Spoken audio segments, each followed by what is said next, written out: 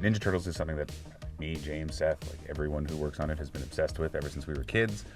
And it's just one of those properties we talked about forever.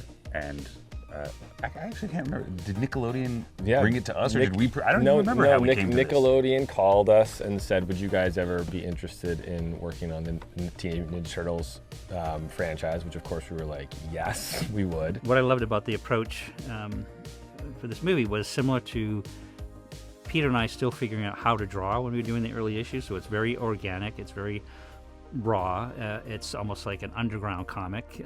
It's earthy, and you feel the dirt and the city and the environment is all there, and I feel like that they really captured that wonderfully. It reminds me a lot of the original stuff that Peter and I did. The story essentially is that we meet the Ninja Turtles, and they have been mutated from turtles into kind of turtle humanoid creatures at a young age, and they have a dad who's a rat creature who has raised them, who was a rat.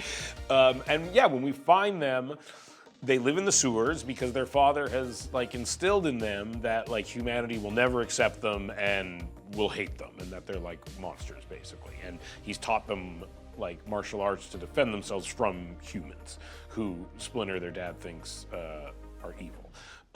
But being normal teenagers, they just want to be normal teenagers, and they want to do normal teenage things, and they absorb pop culture, and so they want to like do the stuff that normal teenagers do, and they long for like acceptance and like a normal life, you know?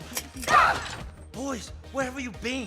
I've been freaking out. We're sorry, Dad. Listen, It was this cat, and you know I'm scared of cats, so. It's one of the most like essential teenage emotions and feelings and desires. It's this like desire to belong, to fit in, to be accepted, to be seen for who you are and known for that and loved for that. And it's really confusing as a teenager to navigate other people's emotions and feelings and the things they say and to understand just how you fit into the world. And it's like, that became like, we're like, that feels like the most logical want and emotional hook for these teenage characters and their friend April. And then it kind of just became a thing that kind of worked for everyone. Like Splinter is kind of lonely. It masquerades as hatred and contempt for humans, but you know, he wanted to be accepted. He wants to find a place in the world. He's a rat. He's one of the most hated things on Earth. We were aiming for a movie that everyone would like, and that was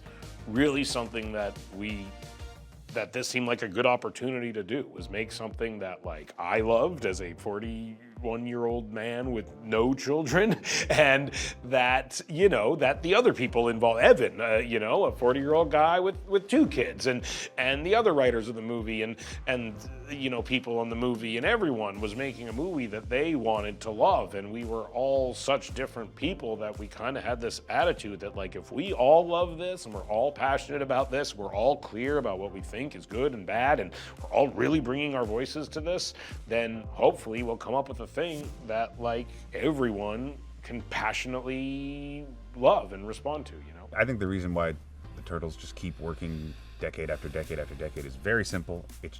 It's you and your buddies. It's you and your brothers. It's you and your sister and your brother. Like, it just seems like people you know, and you can easily be one of them. Like, anyone is one of these guys pretty much. There's not like a goth one. I guess if they had a goth one, everyone could identify with something. But almost everyone can identify with one of these guys. And just like, especially in our version where we have these actual teenagers improvising together, like it truly is like identical to moments I experienced in high school. And I think, yeah, it's just that like everyone can see themselves, but even more importantly, you can see your friends or siblings and you in that.